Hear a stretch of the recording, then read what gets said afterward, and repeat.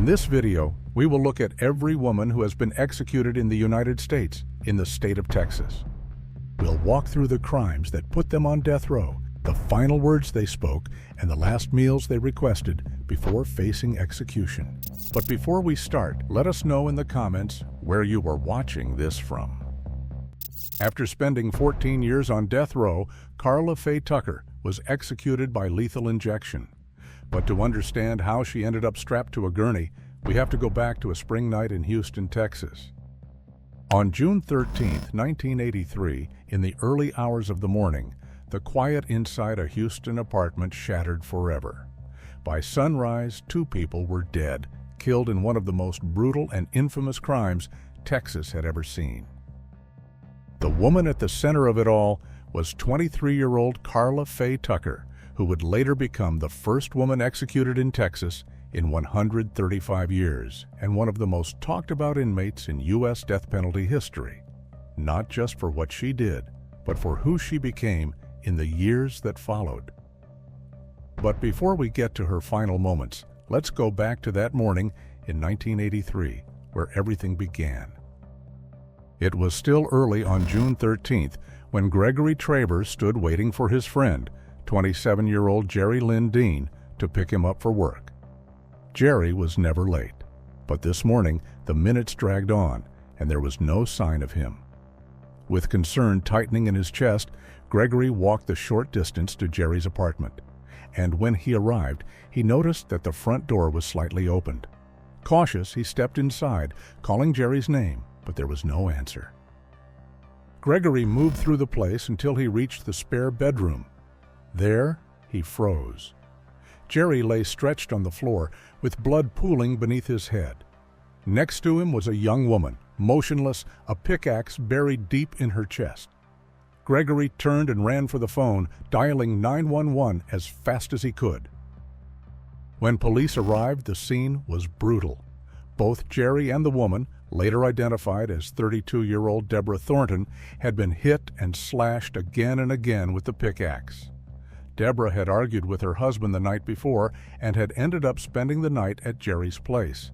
She probably thought it was a safe spot to cool off, but that decision would cost her her life.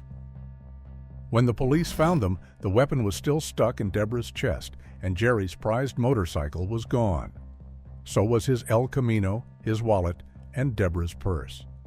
The TV and stereo had been pulled from their spots and stacked as if ready to be hauled away. But there were no signs of forced entry. Whoever had done this had walked right in and out. But how? The answer started 3 days earlier in a little brick house across town that barely held together under the chaos. For 3 days straight, the place shook with nonstop music, laughter, and bodies stumbling from one room to another. And Karla Faye was right in the middle of it. She had been staying there with 37-year-old Daniel Garrett, a man people in their circle called a pill doctor. He wasn't a doctor in any sense of the word, but he always had pills, and this time was no different. The party was supposed to be a birthday celebration for Karla Faye's older sister, Carrie Ann, but it didn't stay a birthday party for long. It spun out of control fast. What began as a simple binge grew into a 3-day marathon of drugs, booze, and anything else that could push limits. Clothes came off, boundaries disappeared. Carrie had wanted an orgy, and the people she invited were more than willing to give it to her. Everyone there, Danny, Karla Faye, Carrie, and James Jimmy Lee Brandt, was caught in the same spiral. Their lives were stripped down to nothing but drugs and booze, and this weekend was no different. There were bottles of beer, whiskey, and tequila, only to be swallowed down with handfuls of pills. It was a free-for-all buffet of destruction, and they devoured it like candy. On top of all this, I had been doing a considerable amount of and bathtub speed, Karla Faye later said. I didn't usually do speed much. Heroin and downers was my preference because I am a very hyper person, and doing speed always skitzed me out, made me go crazy. That night we were cooking speed, and we started shooting it because it was there, and I loved the in my arm, what one would call a needle freak. And while the hours blurred together, the talk kept circling back to Shawn Dean and her wrecked marriage. She showed up to the party bruised, with a broken nose and a split lip. Just a week earlier, she had finally walked out on Jerry Lynn Dean, her biker husband, after one hit too many. And this time, she swore it was over for good. And that wasn't all. On top of everything, Jerry owed Danny money for drugs. So, sometime after 2:30 a.m. on June 13th, Karla, Faye, Danny, and Jimmy decided to head to Jerry's apartment. The plan seemed so simple. They would intimidate him, take whatever cash he supposedly owed, and steal his motorcycle. Because according to them, there was no greater insult to a biker than to mess with his machine. Danny even brought a shotgun just in case Jerry didn't cooperate. Karla Faye had a key to his place, which she got from Shawn after telling her the plan. Jimmy stayed in the car to watch for police while Karla Faye and Danny let themselves in and found Jerry asleep in the spare bedroom. Karla Faye climbed onto his chest and put the pickaxe to his head, then warned him not to move, or you're dead. But Jerry immediately tried to fight her off, grabbing at her arms. That's when Danny stepped in with a hammer and started swinging. Jerry begged for his life, but Karla Faye didn't stop. She brought the pickaxe down again and again, later telling her sister she smiled with every swing. But it was Danny who eventually delivered the final blow. And it could have ended there, but then Karla Faye noticed another person in the bed, a woman hiding under the covers. Deborah Thornton had been in the bed the entire time. A struggle broke out between the two women, and Danny tried to pull them apart, but Karla Faye wasn't finished. She grabbed the pickaxe again and hit Deborah over and over until the handle lodged deep in her chest. And again, it was Danny who delivered the final blow, driving the pickaxe into her throat and leaving it there. When Jimmy walked inside, the sound of gurgling filled the room. He saw Karla Faye with one foot planted on a body, yanking the pickaxe free, grinning before swinging it again. She finally got the axe out, got it up over her head, turned and looked at me and smiled, and hit the dude again. When he saw this, he immediately ran out the door. Jimmy wanted to have nothing to do with this.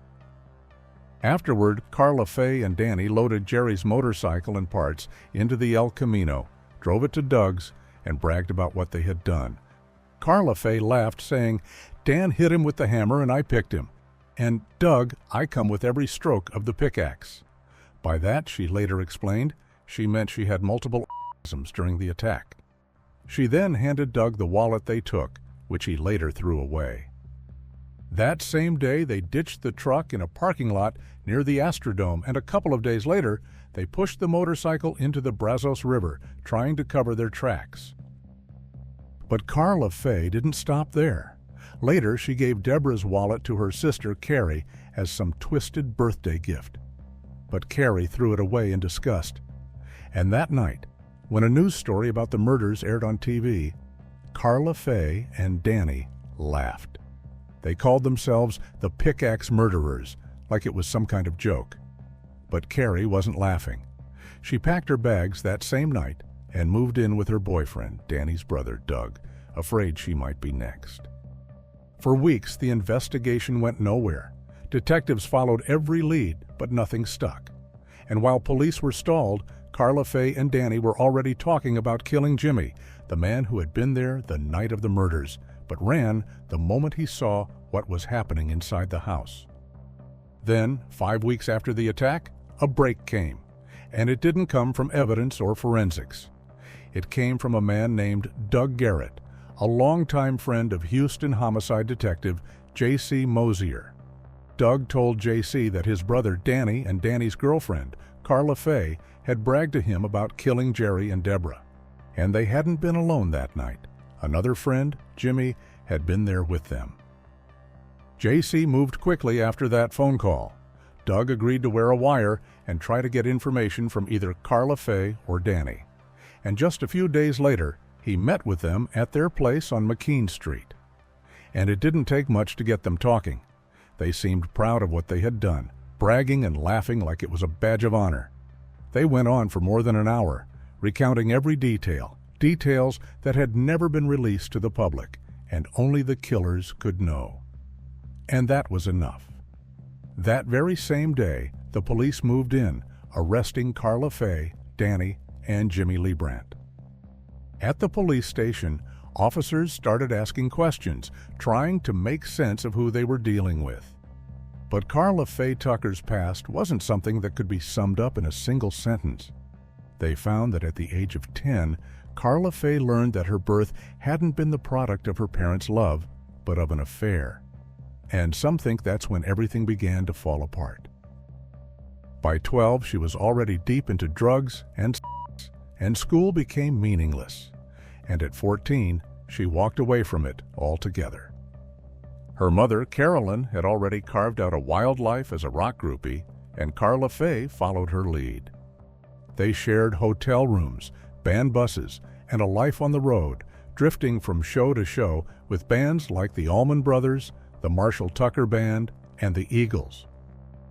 Prostitution became part of their routine, and before long, she was immersed in Houston's biker scene, with nights of hard partying, dangerous company, and a blur of bad decisions. And it was there that she met Shawn Dean, a woman who would go on to marry Jerry Dean. And in 1981, Jerry and Shawn introduced Karla Faye to Daniel "Danny" Garrett. At the time, she was 21 and he was 35. The connection between them was instant, but it was toxic from the start, and it pushed Karla toward a path that would end in blood. By September 1983, the law finally caught up with them. Karla Faye and Danny were both indicted for murder and would face separate trials. Prosecutors charged Karla Faye with killing both Jerry Dean and Deborah Thornton. But after she testified against Danny in his trial, the charge for Deborah's death was quietly dropped. And strangely, Danny was never charged for Deborah's murder either. At her own trial, Karla Faye didn't hold back. She admitted, under oath, that with each swing of the pickaxe, she experienced a rush of sexual pleasure. It was a chilling detail, one that would haunt her trial and shape the public's image of her for years. She pleaded not guilty and waited for her trial in a cold, cramped jail cell. Those early nights behind bars dragged on, long, quiet, and restless. But one day, a prison ministry worker left a Bible in her cell. Out of boredom, or maybe curiosity, she opened it. The words made little sense at first, but she kept reading. And somewhere in those pages, something cracked open inside her. She later said she didn't even know what she was doing until she found herself on her knees in the middle of the floor, whispering to God for forgiveness. And by October 1983, Karla Faye claimed she had become a Christian. In late 1984, a jury sentenced her to death, something rarely handed down to women in Texas. Danny received the same punishment, but liver disease claimed him in 1993 before the state could. Karla Faye was sent to the Mountain View unit, where she ended up sharing a cell with another woman on death row, Pam Perillo, whose sentence would later be reduced. Years later, in 1995, Karla Faye even married her prison minister, Reverend Dana Lane Brown, through a proxy ceremony.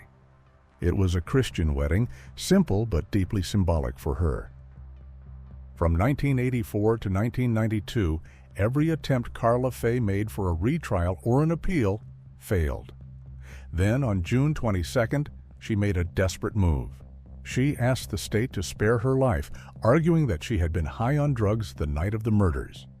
Without them, she insisted, the killings would never have happened. And that plea gained attention far beyond Texas. Letters poured in from Europe, religious organizations, and even political leaders. The Pope himself, John Paul II, asked for mercy. So did Italian Prime Minister Romano Prodi, U.S. House Speaker Newt Gingrich, televangelist Pat Robertson, and Ronald Carlson, the brother of Deborah Thornton, one of Karla's victims. Ronald had once supported the execution, but after finding faith, he changed his mind and publicly defended her.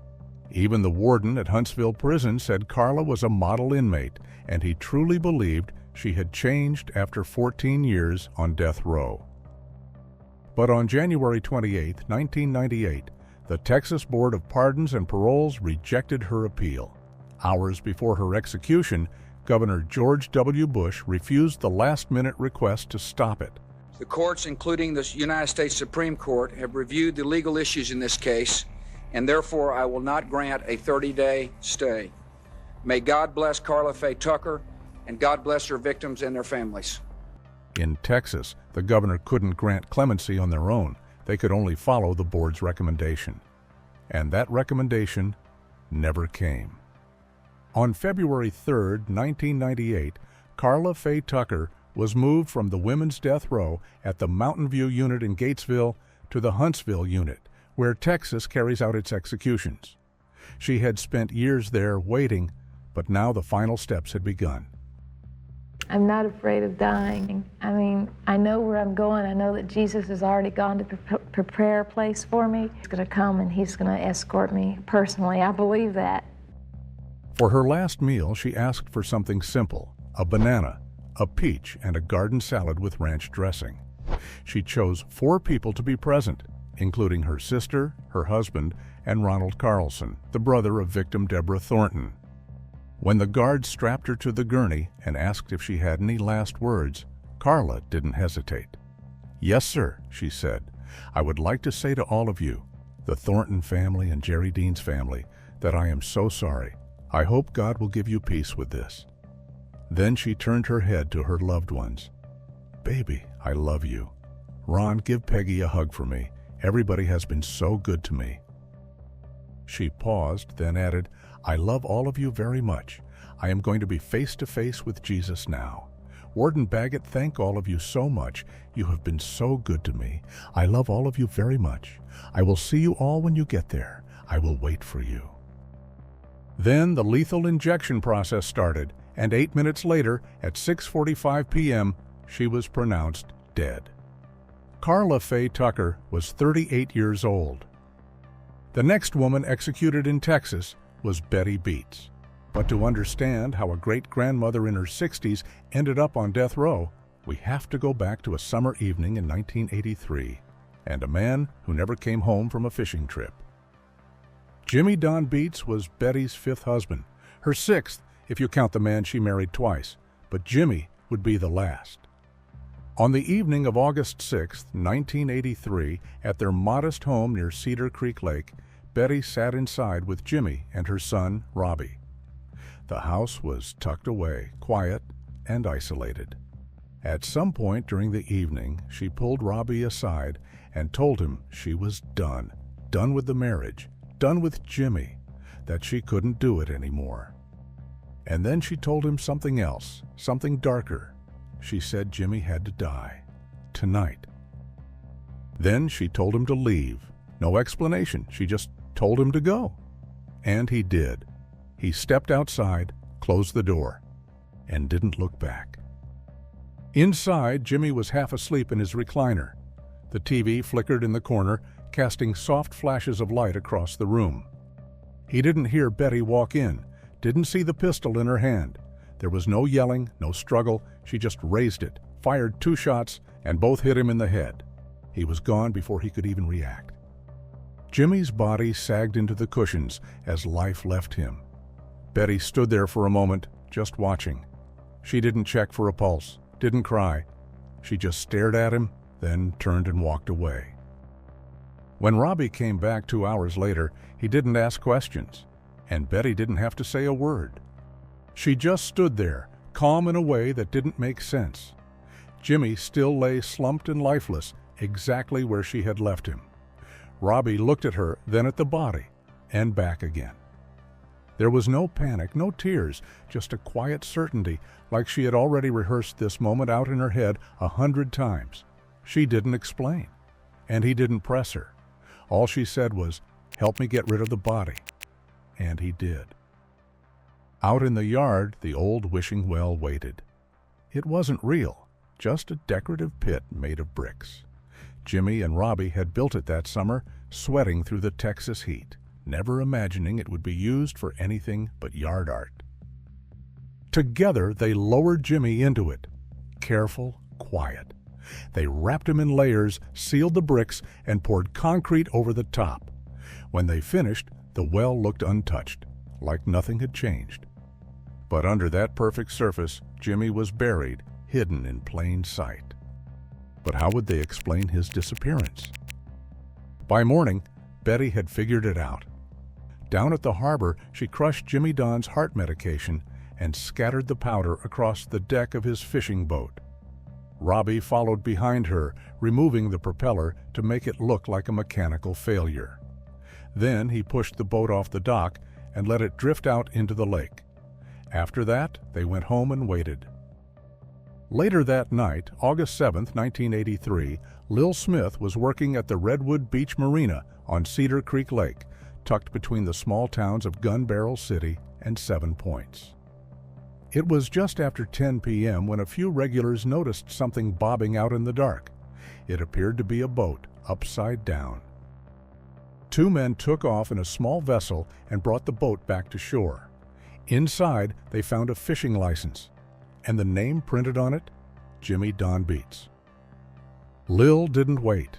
She called the Coast Guard first, then Parks and Wildlife, anyone who would listen. Officers started showing up within minutes, but something still nagged at her, so she pulled out the phone book and flipped to the B's. There it was, Jimmy Don Beets, and she dialed the number. No answer. She tried again. Nothing. On the third call, someone finally picked up. A woman's voice. It was Betty. Lil told her what they had found, that Jimmy's boat was drifting near the marina and his fishing license had been recovered on board. Betty didn't panic. She didn't cry. She calmly drove down to the marina and confirmed what everybody feared. The boat was Jimmy's. But where was he? By that time, the wind had kicked up and the lake was rough, so the officers decided to hold off until morning to start the full search. By 8:30 the next day, police knocked on Betty's door.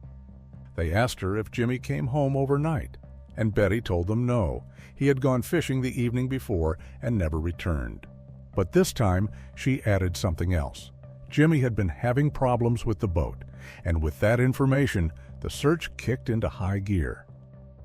Rescue crews from across the state joined in. Local fire departments, the Henderson County Sheriff's Office, even firefighters from Dallas, where Jimmy had worked for 26 years. They had all gathered to find their friend, and for 3 weeks they dragged the lake. They used boats, divers, and even helicopters, but they found nothing. Jimmy Don Beets had disappeared. At least that's how it seemed. As the search dragged on, Betty kept her distance. She didn't come around much during the search and kept to herself.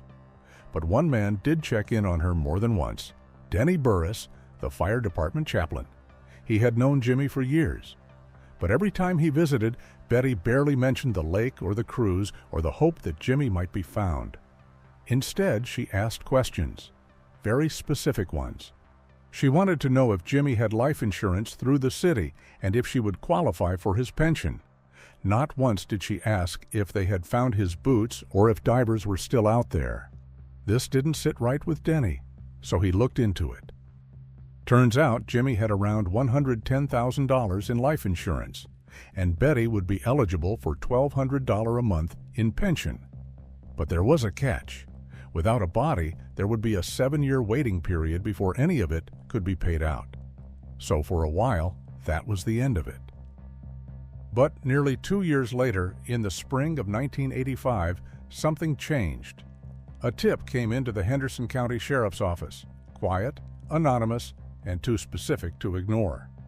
It hinted that Jimmy's death wasn't accidental at all and that Betty might be hiding more than grief.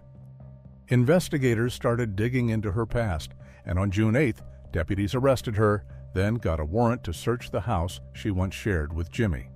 And what they found there stunned even the most seasoned officers. In the front yard, under a concrete-covered wishing well, investigators found what they had been looking for: human remains. Someone had been shot twice in the head and buried just steps from the front door. It was Jimmy. But that wasn't all. Behind the house, under a shed, investigators found another body, badly decomposed, hidden deep in the soil. It was Doyle Wayne Barker, Betty's 4th husband. And just like Jimmy, he had been shot with a .38 round and was buried like trash behind the home he once paid for. The .38 caliber collector's pistol they had already taken from Betty's house 2 years ago matched both killings. But how did two men end up dead in her yard? Investigators started looking into her past, and what they found wasn't just troubling, it was a pattern. Betty lost most of her hearing as a child after a bout with measles, or at least that's what doctors said. But years later, she claimed the real damage came from her father, alleging physical and sexual abuse that was never documented in court until after her conviction. When Betty was 12, her mother was committed to a psychiatric hospital, and Betty took over raising her younger siblings.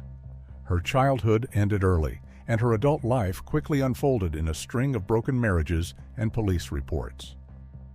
She married for the first time at just 15 years old. Her husband, Robert Branson, fathered 6 of her children. For the next 17 years, they got entangled in a cycle of breaking up and getting back together, until they eventually divorced in 1969. Over the years, Betty married 6 men in total, one of them twice. She later called most of those relationships abusive, but those accusations only came long after police had pulled 2 bodies from her yard.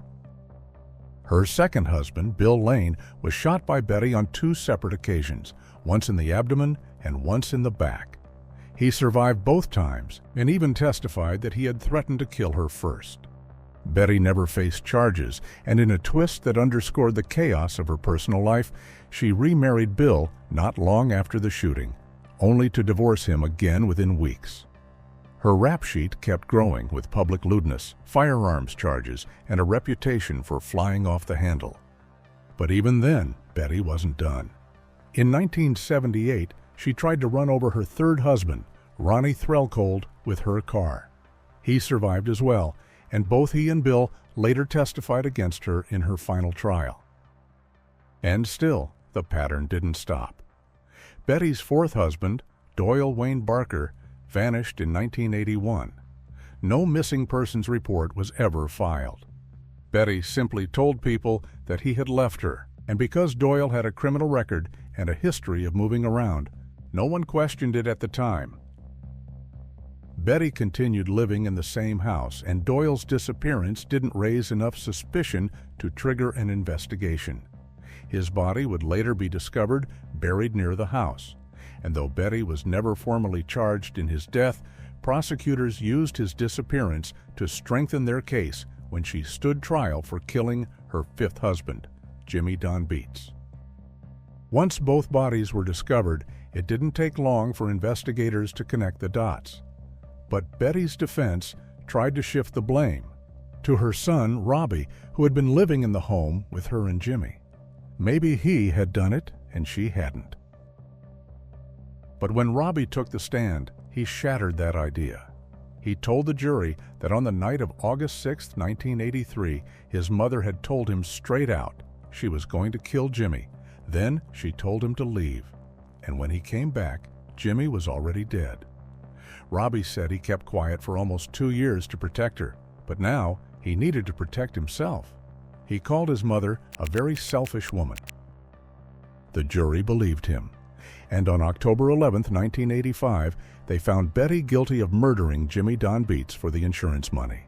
And 3 days later, she was sentenced to die. But Betty didn't go down without a fight. Her appeals dragged on for 15 years, weaving through court after court. At one point, a judge even tossed the sentence, saying insurance payouts didn't count as remuneration under Texas law, but that didn't stick. The ruling was overturned, and Betty's case kept circling up to the Supreme Court and back down again. But every door eventually closed. By early 2000, there were no chances left. Her time had run out. In the final days before her execution, Betty's daughters made one last plea. Through tears, they appeared before the state parole board clutching photographs, images of a woman bruised, swollen, and broken. They said this was their mother's truth, that every man Betty married had hurt her, that the abuse she suffered had gone unseen for too long. And now, with time running out, they begged the state to spare her life. But that didn't work. On February 24th, Betty was taken to the Huntsville unit. She was given the chance to request a final meal, but she declined. She didn't speak much at all. Her attorney later admitted, "She's very scared. She doesn't want to be strapped down to that gurney all alone." And in the end, that's exactly where she was, silent, arms stretched, waiting for the chemicals to do their job. Jimmy's son, Jamie, sat in the witness room and watched the woman who had killed his father. He said Betty didn't look scared, didn't flinch, just lay there, strapped to the gurney like it was any other day. No regret, no emotion. "She really didn't have no expression on her face at all," he said afterwards. But Jamie didn't let his focus stay on her. He turned his mind to his dad. "I seen my dad's face," he said. "I knew that he was smiling, and it was over now." When asked if Betty had any final statement, she stayed silent. No last words, no apologies. But as the drugs entered her system, she offered a small smile to her attorney and pastor. Then came 2 coughs, a sharp gasp, and stillness. At 6:18 p.m., she was pronounced dead. Betty Lou Beets was 62 years old. The next woman executed in Texas was Frances Newton. But to understand how she ended up strapped to a gurney, we have to go back to a spring night in Houston, Texas. On the evening of April 7, 1987, just before 8:30 p.m., Deputy Ricks was dispatched to an apartment complex off West Mount Houston Road. The call came in as a possible shooting, and when he arrived, Frances was already there, standing outside with her cousin, Sandra Nelms. But what Deputy Ricks found inside the unit was worse than anyone expected. There, on the living room couch, lay 23-year-old Adrian Newton, Frances's estranged husband, shot once in the head. And in the bedroom, their 7-year-old son, Alton, was still lying in his bed. In the crib, 21-month-old Farah lay motionless. Both were dead, each killed with a single bullet to the chest.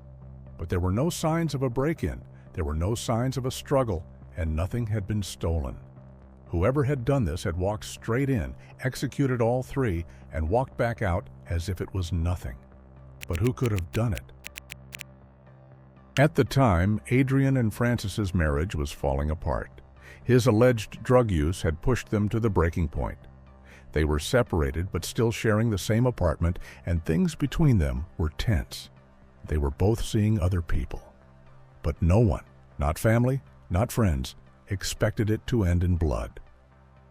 Adrian's brother, Sterling, had been staying at their house during the time of the murders, and that night he came home around 6 p.m. But Frances asked him to leave again so she could talk to Adrian about their problems in private. Not long after, around 6:45 p.m., Adrian was on the phone with Ramona Bell, a woman he had been dating. Frances had answered the phone first, and even after handing it to Adrian, Ramona could hear her in the background. During that call, Adrian told Ramona he was tired, but he didn't want to go to sleep until Frances left, because he didn't feel safe with her in the house, and nobody knew just how right he was. Because not even an hour later, between 7 and 7:30 p.m., it was already over. At this time, Frances was at her cousin Sandra's house. There, she asked Sandra to come over to her apartment to hang out, but before they left, Frances took a blue bag out of her car and secretly stashed it inside an abandoned house next door, a house owned by her parents. Together, they drove to the apartment, and when they arrived, they found Adrian and both children shot. They immediately called 911, but it was already too late. They were gone. Earlier that same evening, Adrian's friend, Alphonse Harrison, had plans to meet up with him. They had spoken earlier in the day, but when Alphonse called between 7 and 7:15 p.m. to discuss their plans further, Frances answered the phone. She told him to hold and then never came back to the line. Alphonse was put on hold for around 45 minutes before he gave up and hung up the phone. He kept trying to call back, but no one picked up until around 9 p.m. when someone finally answered. But this time, it was Sandra, and her words stopped him cold. Adrian had been shot. Later that night, Sandra told detectives about the bag hidden in the abandoned house. The police searched the house, and inside that blue bag, they found a .25 caliber Raven Arms pistol. It didn't take long to confirm that the bag belonged to Alton, and the pistol was the murder weapon. But that gun, and how it ended up there, would soon become the most important and most complicated key piece of evidence in the case. At the time, Frances and Adrian were still legally married and living together, but both were seeing other people. The pistol found in the abandoned house actually belonged to Michael Mouton, a man Frances had been dating. But he told investigators he hadn't seen it in months. He had loaned it to his cousin, Jeffrey Frello. And Jeffrey? He was Frances's childhood friend, and by then he had started a romantic relationship with her just over a month before the shooting. Jeffrey told the police that he kept the pistol in a chest inside a drawer in his master bedroom, and that Frances often did his laundry. That meant she would have had easy access to it. And with that information, the detectives turned their focus on Frances. The day after the murders, Frances accompanied Detective Michael Parinello back to the apartment, pointing out the clothes she had worn the day of the shooting, and those items were collected and sent for testing. A state forensic expert later testified that her skirt tested positive for nitrites, residue consistent with gunpowder, specifically from a gun being fired at close range, right around the waistline. But by then, detectives were already piecing together a very different version of events, one that didn't look like a random attack. They learned Frances had recently taken out 3 life insurance policies, one for herself, one for Adrian, and one for her daughter, Farah. Alton already had his own insurance policy. Each was worth $50,000, and Frances was listed as the sole beneficiary on the ones for Adrian and Farah. And the most disturbing detail? Those policies had gone into effect just 3 weeks before the murders. Later, Frances admitted she was the one who signed her husband's name on the forms. Adrian didn't even know the insurance policies existed, and even if he had, she said, he would never have made his estranged wife the sole beneficiary of his policy. Frances claimed she didn't tell him about the policies because she didn't want him to stop her from setting the money aside for the kids, but to prosecutors, it looked like part of a larger plan. However, from day one, Frances swore she wasn't responsible for her family's deaths. She had a story, one she believed explained everything. According to her and those who supported her, the murders weren't about her at all, but about Adrian. She said he owed $1,500 to a drug dealer named Charlie, and that debt had finally caught up to him. In her version, someone connected to that dealer came for payback, and didn't just kill Adrian, but also their 2 children. But the jury didn't buy it. And on October 25, 1988, Frances was convicted of capital murder for killing more than one person in the same offense, and she was sentenced to death. But the case didn't end there. Years later, doubts began to creep in. Ballistics reports showed some confusion over the murder weapon. Was there a second gun at the scene? And if so, had it ever been tested properly? And the questions didn't stop there. A relative claimed that a cellmate had bragged about committing the murders, and at least one juror later said they would have voted differently if they had seen all the evidence. Even the victim's own parents begged for clemency, not because they believed she was innocent, but because they didn't believe in the death penalty. Still, they insisted she was guilty. "My son didn't use drugs," Adrian's mother told reporters. "Why does she keep saying this? Charlie? Who is Charlie? There ain't no Charlie. She is Charlie." And for a while, it seemed their pleas worked. In December 2004, just hours before her scheduled execution, the governor granted her a 120-day reprieve so that forensic evidence could be tested again. But that reprieve didn't save her. Her skirt, which could have contained traces of gunshot residue, had already been contaminated. The bullets were matched to the gun she had hidden, and the courts weren't convinced that the new evidence changed the case. So, on September 12, 2005, the Texas Board of Pardons and Paroles voted unanimously not to stop the execution, and the next day, the U.S. Supreme Court denied her final appeal. This time, there would be no more delays. There are so many things that I don't know and I don't have answers to, but there are some things that I do know, and that I know that if a jury knew, that they would have come to a different decision. On September 14, 2005, at the Huntsville unit, Frances lay strapped to the gurney, the leather restraints pulled tight across her arms and legs. Her parents sat among the small group of witnesses, watching in silence. When the warden asked if she had any final words, she gave a faint shake of her head and whispered, "No." She hadn't asked for a special last meal either, so she was served the same food every other inmate received that day. As the injection began, she turned her head slightly toward her family, as if searching for them one last time. Her lips moved, softly, almost imperceptibly, but whatever she was trying to say never made it out. The sedatives took hold fast. She gave a single cough, then a sharp gasp, and her eyes closed. 8 minutes later, at 6:17 p.m., she was gone. Frances Elaine Newton was 40 years old. The next woman executed in Texas was Kimberly LaGayle McCarthy. But to understand how she ended up on death row, we need to go back to the summer of 1997, when a neighborly knock turned into a brutal murder. It was July 21, 1997. In a quiet neighborhood in Lancaster, Texas, 71-year-old Dorothy Booth was inside her home when her phone rang. On the other end, Kimberly asked to borrow some sugar. Dorothy had known her for years. They lived just houses apart, and Kimberly had once worked as an occupational therapist. But she had changed.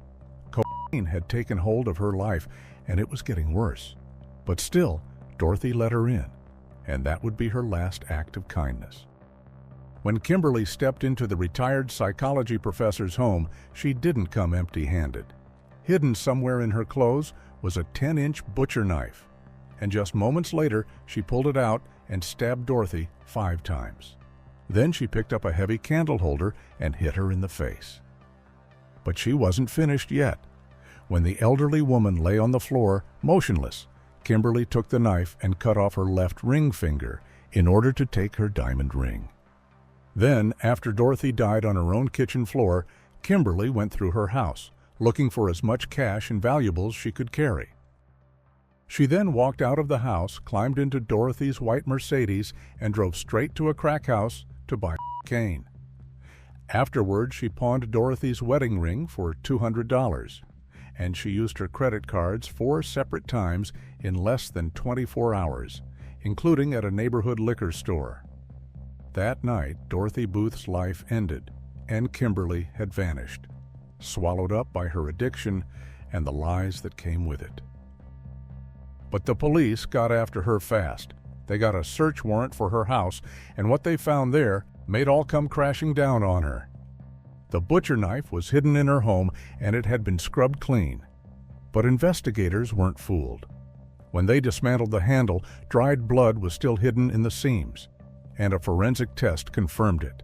It was Dorothy's. Kimberly was once an occupational therapist at a nursing home and even tried building a family. But whatever stability she found didn't last. Somewhere along the way, the drugs crept in, and once crack cocaine took hold, everything else fell apart. The job stopped, and the arrest started. In 1990, she was convicted of forgery. Then came prostitution charges, and later theft of services. And each one chipped away at what was left of her life.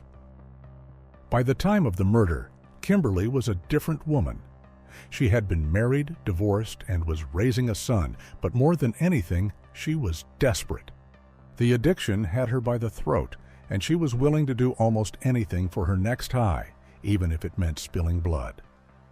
After her arrest, Kimberly gave detectives a written statement. The words were hers, but the story felt like a last-ditch attempt to rewrite the truth. She said it all began sometime after midnight on July 21st at her home. Two men, drug dealers she knew only as Kilo and JC, had been hanging around, partying, and using with her.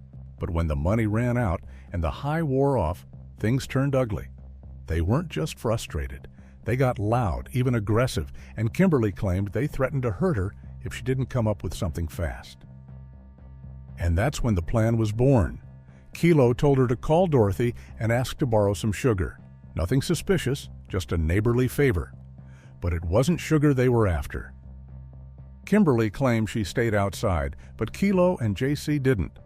They forced their way in, and minutes later, they walked out carrying Dorothy's purse, her car keys, and anything else they could grab.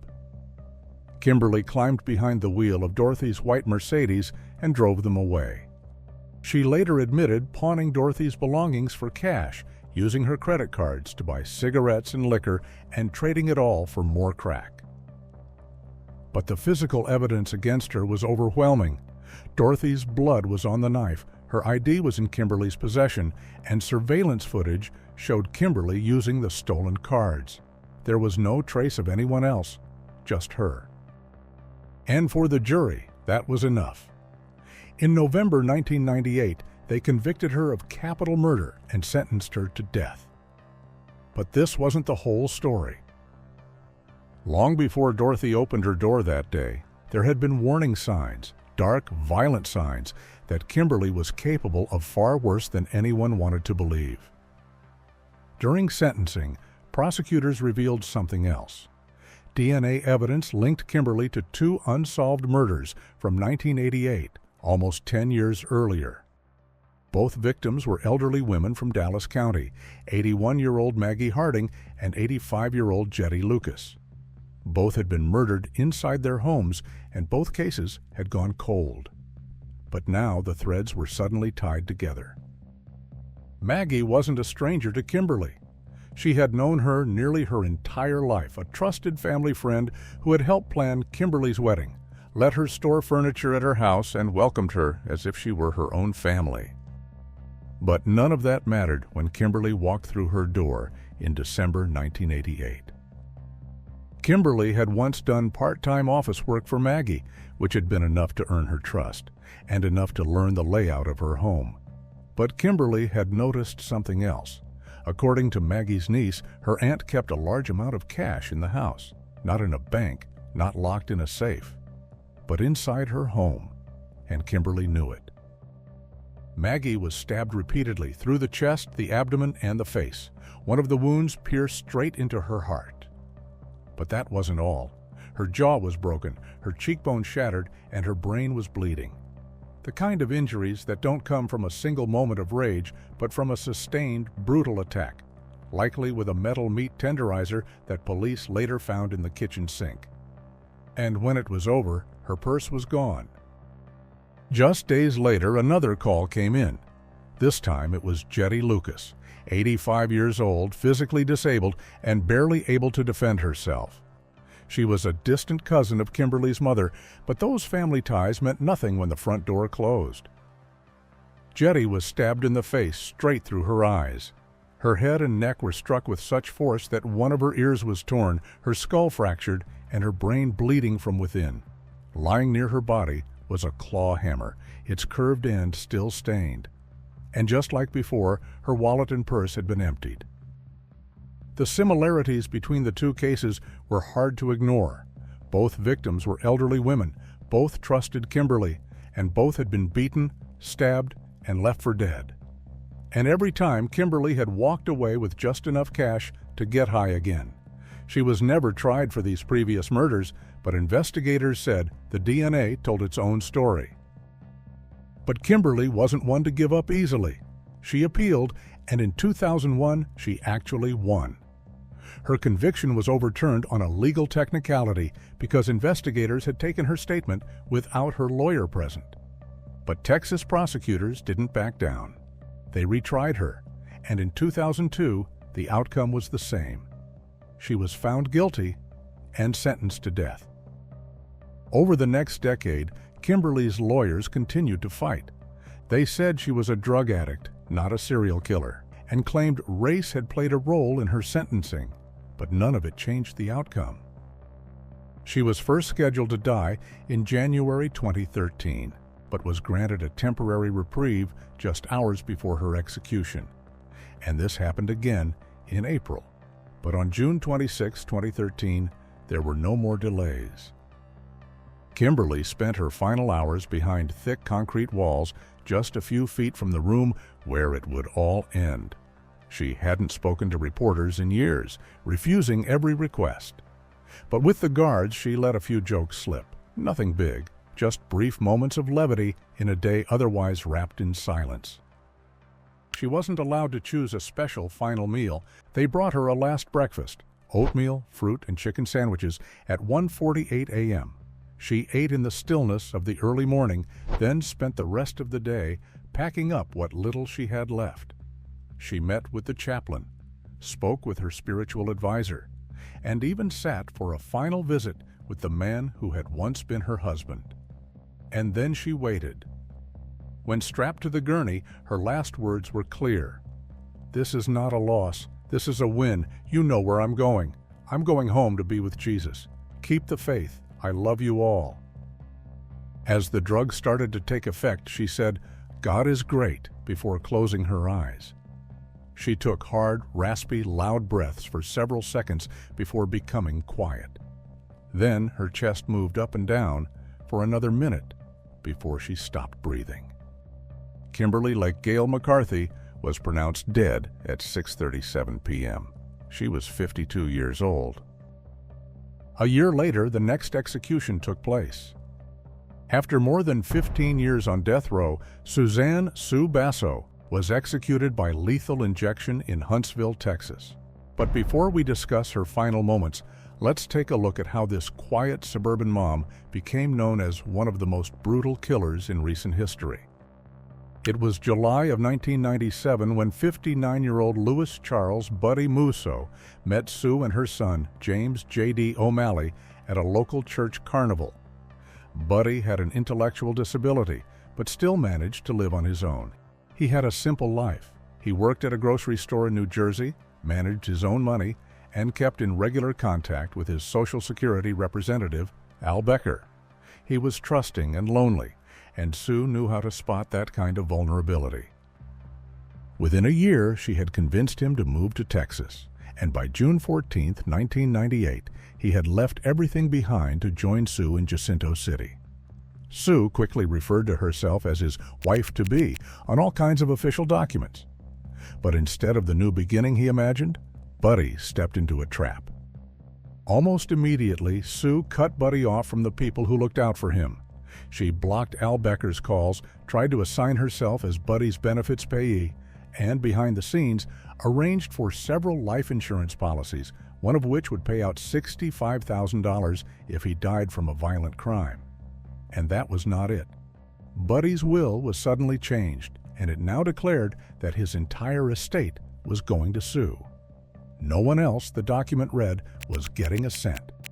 But everything went so fast, and before he could really look into this, it was already too late.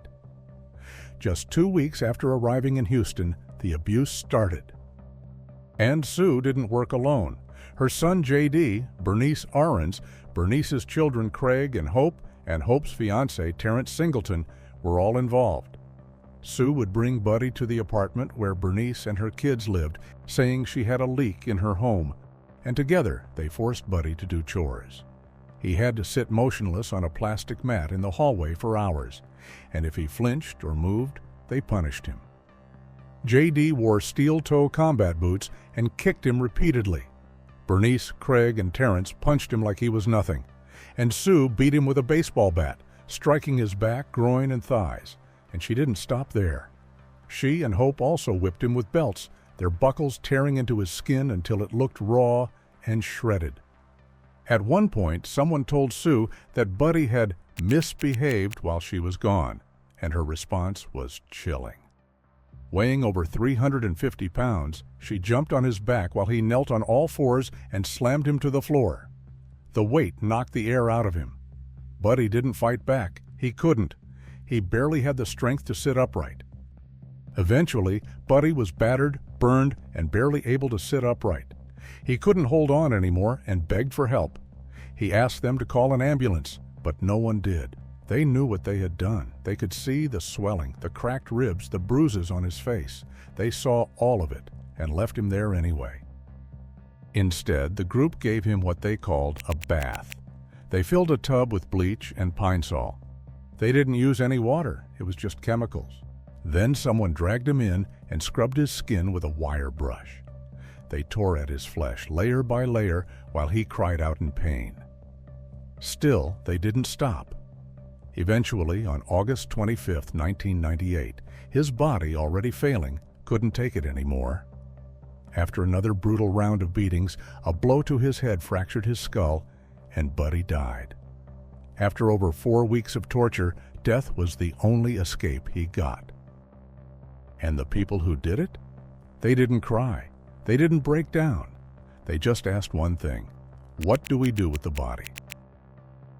Sue didn't panic, and she didn't show remorse.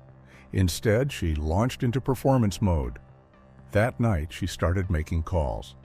First to Al Becker, Buddy's Social Security representative. She said Buddy had simply vanished. Then she called one of his nieces, and later the police. Each time she stuck to the same story. She was worried. She said Buddy had met a little Mexican lady at the laundromat and probably ran off with her. That's what she told them, as if he had just walked away to Mexico, as if the last 4 weeks hadn't happened.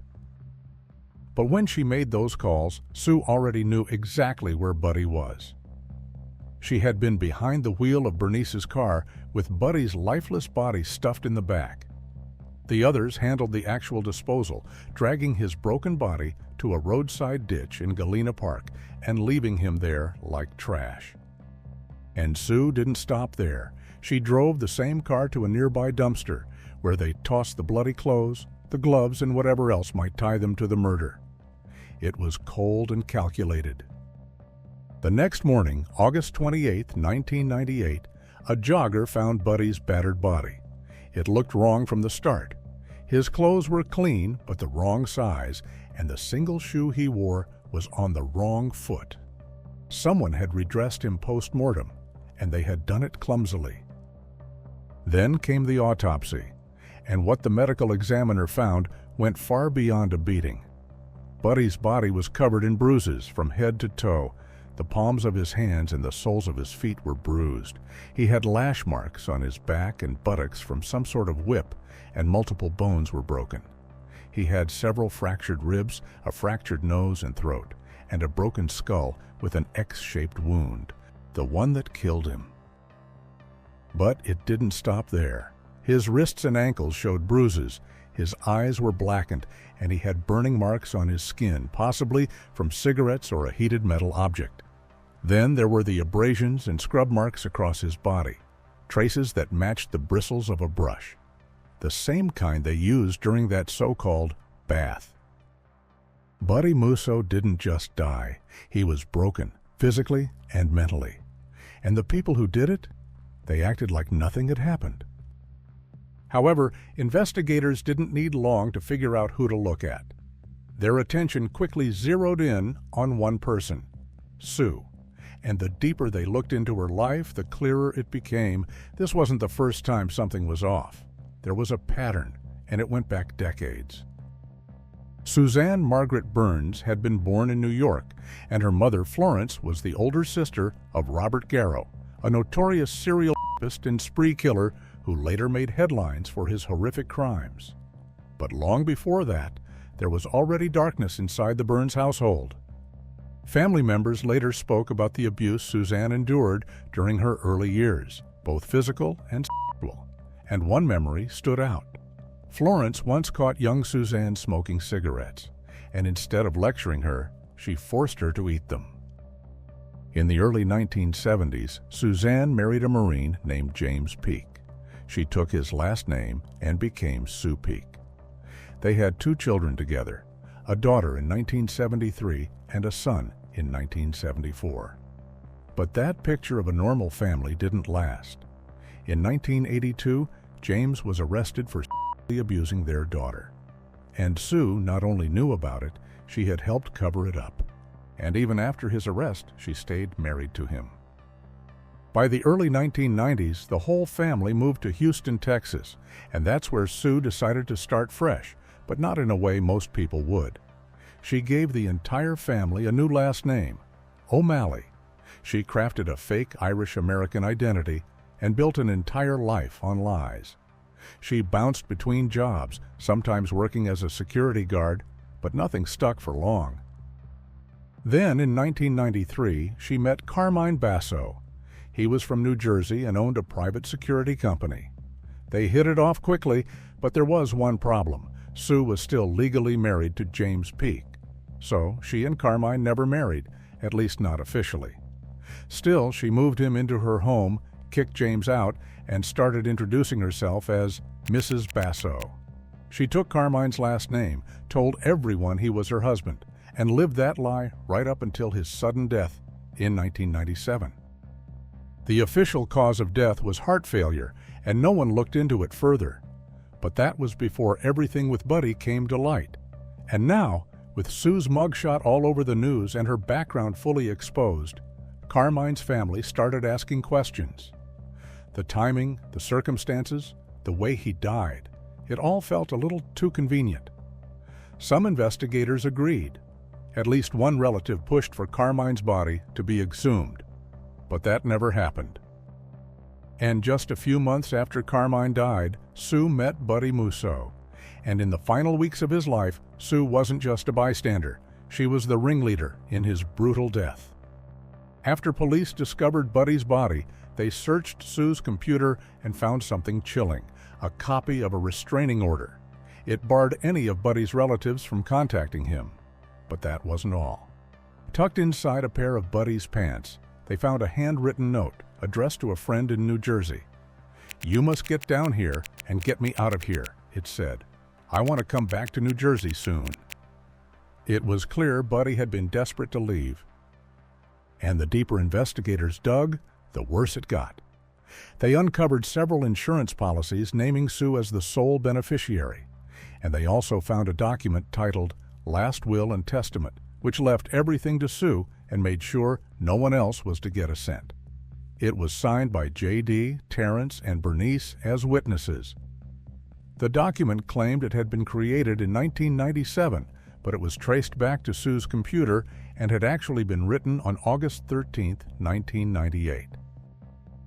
Prosecutors said she lured him in for his life insurance money, orchestrated the torture, and recruited others to help carry it out.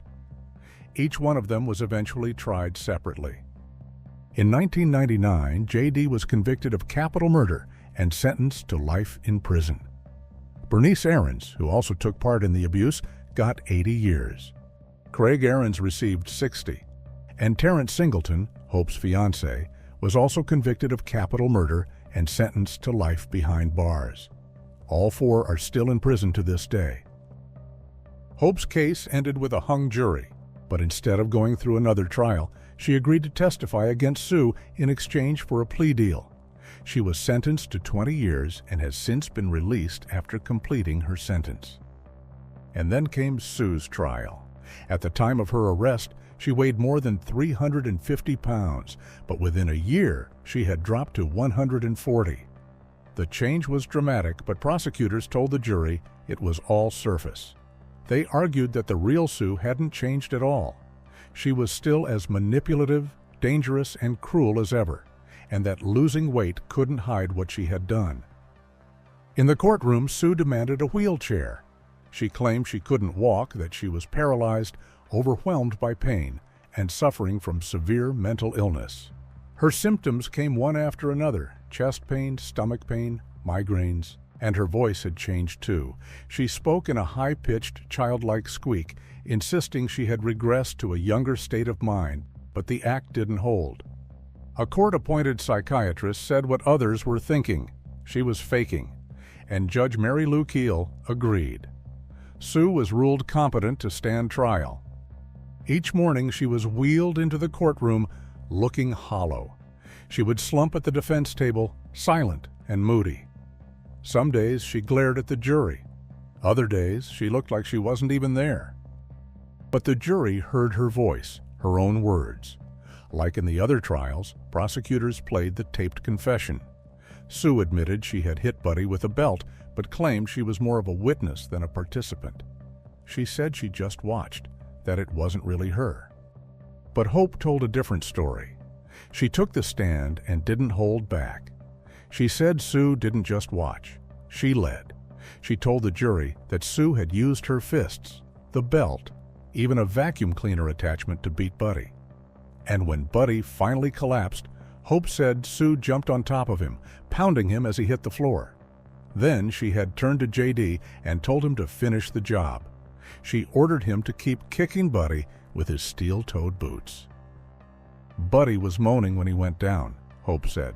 Then she hit him again on the back after she hit him in the groin. After hearing everything, the jury didn't need much more. They found Sue guilty of capital murder. The only question left was what kind of life she would have left, one behind bars or one with an execution date. During sentencing, the biggest blow came from inside her own family. Her daughter, Christiana, stood in front of the jury and described a childhood buried under layers of abuse. Her words were plain, brutal, and unforgettable. There was sexual abuse, mental abuse, emotional abuse, physical abuse. Any kind of abuse she could inflict, she did, she said. Then came the psychologist, who summed it up with one single line. She is a whining complainer to whom people would wish to say, "Get away from me." And in October 1999, the jury came to a decision. This wasn't just a mercy killing, it was prolonged cruelty. All 6 defendants were found guilty, and for Sue, the sentence was death. For years, Sue fought it, filing appeal after appeal. But none of it stuck, and after spending more than 15 years on death row, the clock finally ran out. By 2014, Texas had already stopped providing special last meals, so Sue ate what every other inmate ate that day: baked chicken, fish, boiled eggs, carrots, green beans, and a few slices of bread. There was nothing unusual about it. No final request, no indulgence, just the standard tray.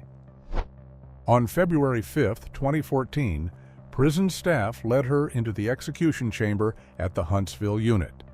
Sue was strapped down onto the gurney as the witnesses took their seats behind the glass.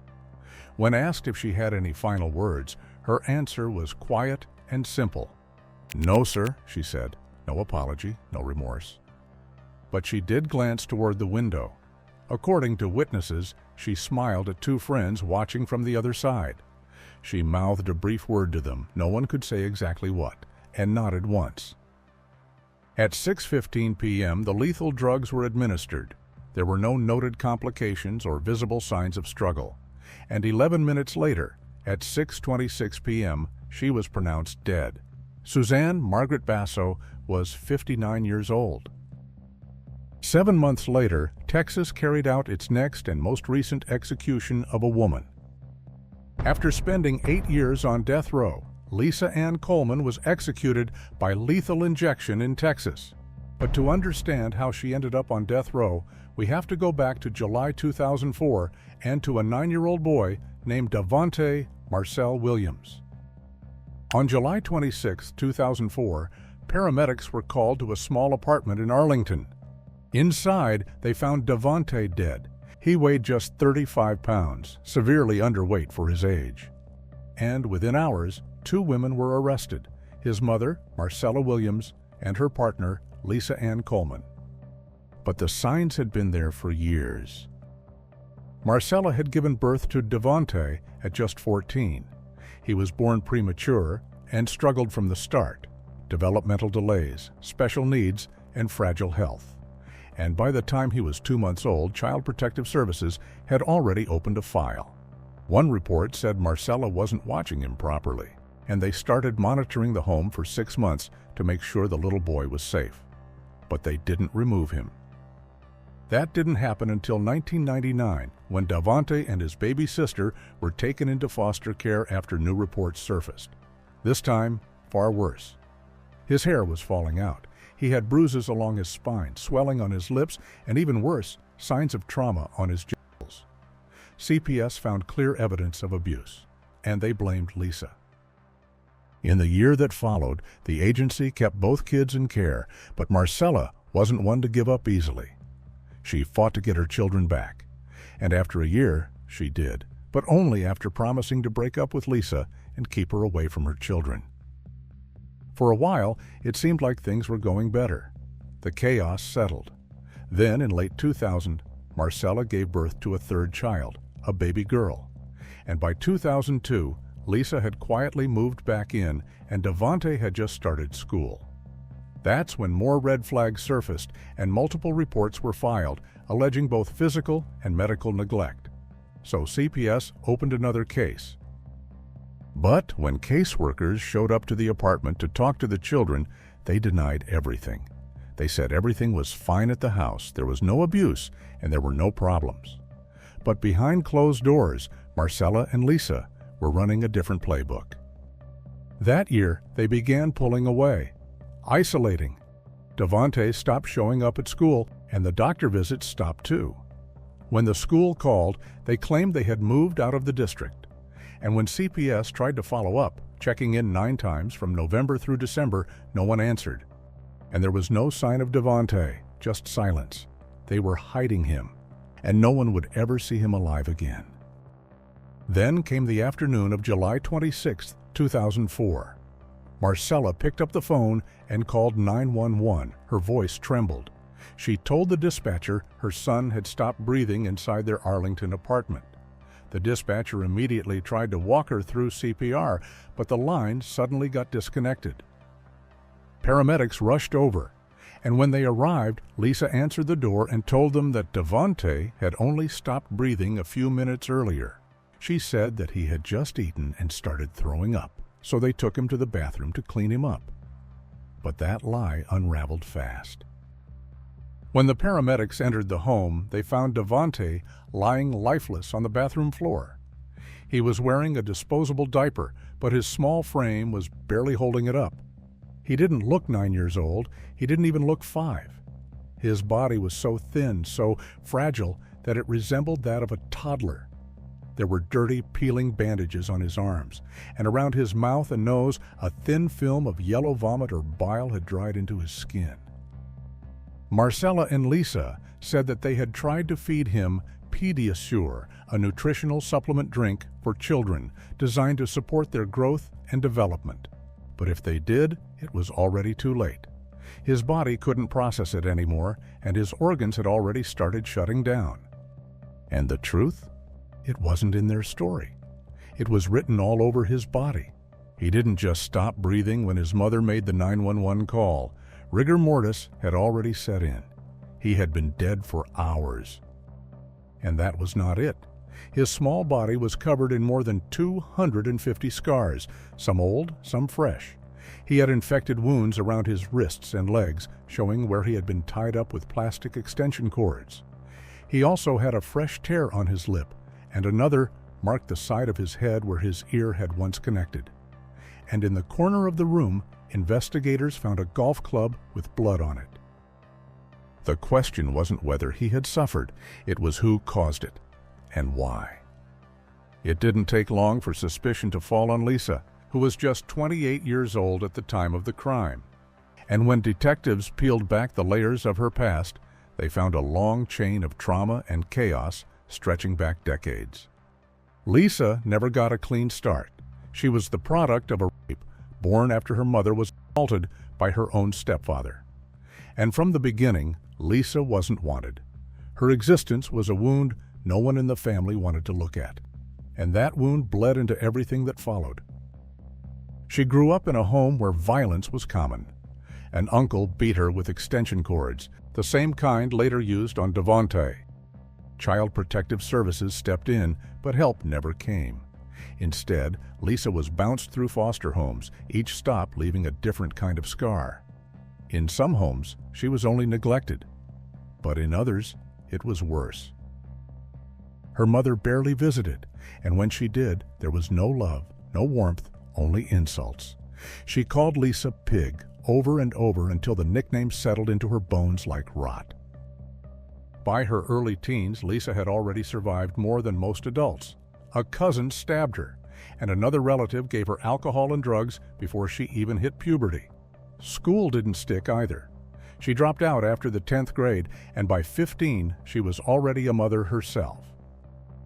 The next decade brought arrests, burglaries, drug charges, and she was sent to prison twice.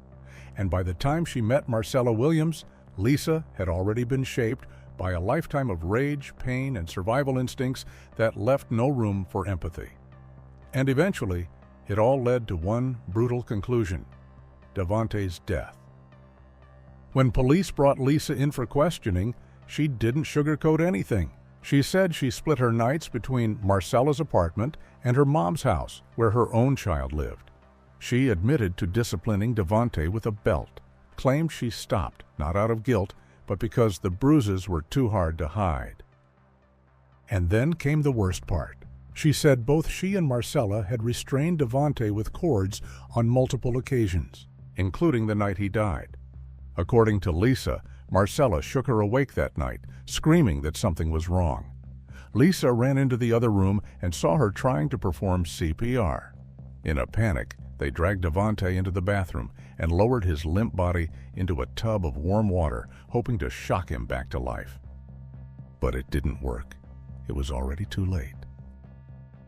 Officers showed no mercy, and both women were arrested and charged with injury to a child. Devontae's two younger sisters, just 3 and 6 years old, were taken into foster care, this time for good. But unlike their older brother, they appeared to be healthy.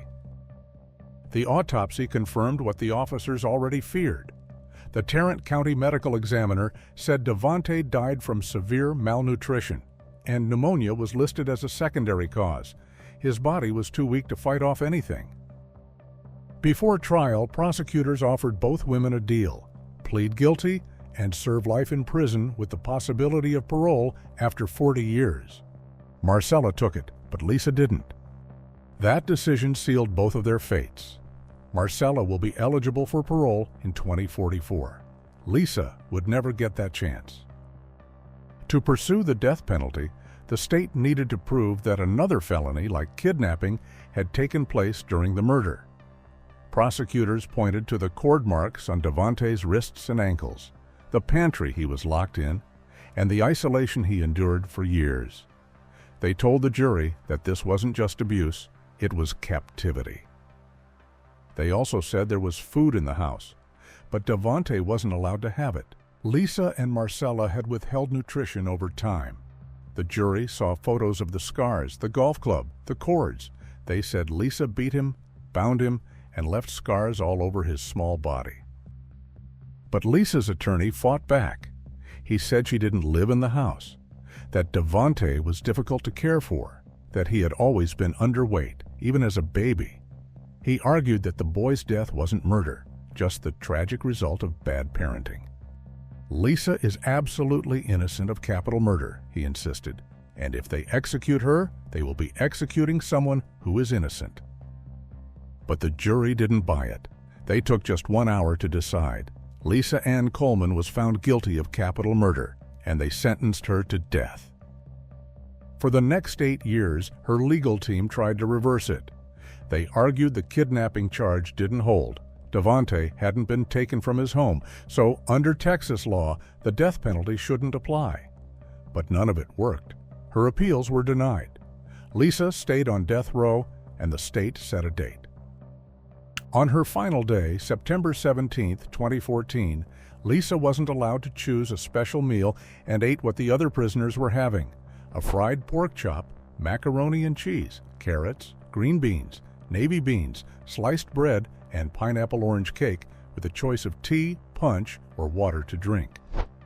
She spent the morning talking with visitors, occasionally crying, and at other times laughing, according to prison officials. When it was time, Lisa was strapped to the gurney and asked if she had any last words. She looked toward the window where the witnesses sat and began speaking with calm.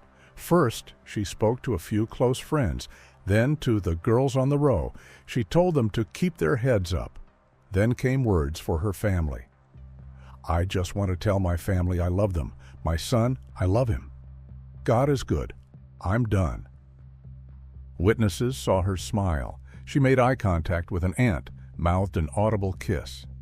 God is good, she repeated. And her last words came just before she closed her eyes. Love you all. Then a faint gasp escaped her lips as her eyes fluttered shut. Within moments, she was still. There appeared to be no struggle, no pain, just silence. She died at 6:24 p.m., 12 minutes after the drug was administered. Lisa Ann Coleman was 38 years old. Years later, Marcella's own family spoke out. Her aunt, Tracy Williams, said the life sentence wasn't enough. She believed Marcella should have faced the same punishment as Lisa, and that no matter what role Lisa played, Marcella had failed her son. She had a chance to protect him, but she didn't. That concludes all female executions carried out in Texas. If you liked this video, make sure to check out the next one, because just when you thought it couldn't get worse, well, it can. And the next cases are even more disturbing.